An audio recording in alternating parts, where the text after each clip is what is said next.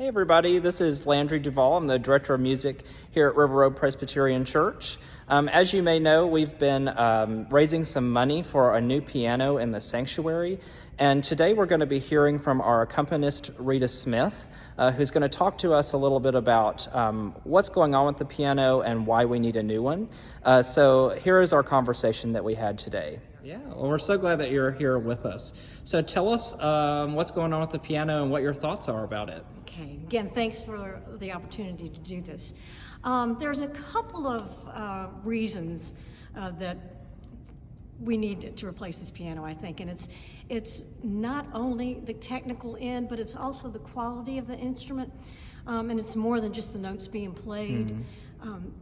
As a musician, as a church musician, I think especially, we want the congregation, we want the listeners to feel what we're feeling, and as we're playing the music.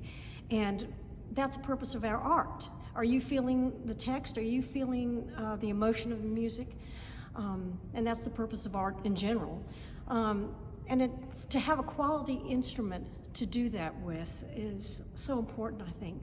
You know a quality instrument when you hear it.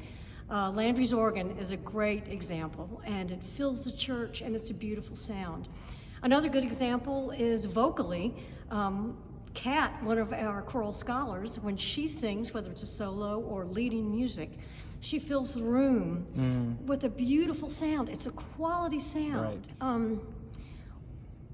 We want the music to be nuanced, and part of that is for you to hear it like we are feeling it, and for you to feel it like we are. I feel it as I'm working on it, as I'm rehearsing it, and it's exciting to take the notes off the piano, to take the notes off of the score, right, and to put it on the piano. And then it's like, well, what does this need? And my heart will tell me, my musical heart. Yeah. Sometimes my spiritual heart will tell me. So I'm sad to say that this is not the quality instrument that Kat has in her, and that the organ has, and that Landry's clarinet has. I'm sure, it's the Steinway, and I'm sure back in the day it was a wonderful instrument. It's not a bad sound. It's, I tell Landry all the time, it's not that it's out of key, but it makes me think it's out of key because it's just not that full, rich piano sound that we all know so well. Technically, it's difficult because I never really know what I'm gonna get when I take it to the piano. I try to bring my music well rehearsed to a Sunday morning or a Wednesday night, and anything that I have done with my pianos at home, I can't necessarily count on here. I can't use the same. With a piano player, balance can be everything. Where I am on the bench, the force, the pressure of my fingers.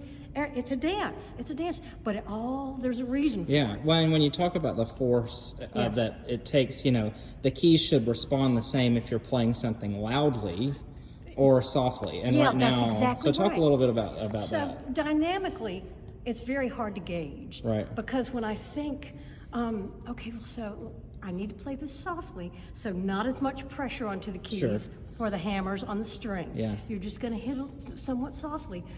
But then, and unfortunately on this guy, they won't play it all sometimes, or just a couple. You can't measure. You never know what you're going to get when you play it. You never know. And conversely, even if you're doing something loud with big old chords, because of the quality of the strings, I think right now they don't sound as well. Lots of I remember Cameron coming, and when he does his arpeggios. To not be able to gauge how much force for each note, there's not a lot of time to think about that. Yeah. And it seems to change all the time, so there's not like just certain notes that aren't happening. So again, it's hard to get the dance down to where you can determine and count on what you're going to get. That's basically it. Landry, do you have any questions? So talk a little bit about this piano, the size of this piano, and the size of our room, and why it's important that we're actually looking at getting a little bit of a larger piano, and what that impact would have. It absolutely would, and I probably don't speak the technicians of a piano, the technical part, as I should, but this is smaller than the one I have at home, and it is small for a church sanctuary this size. It's really small, and we don't need a huge one, but we definitely need to go a next step up. Yes.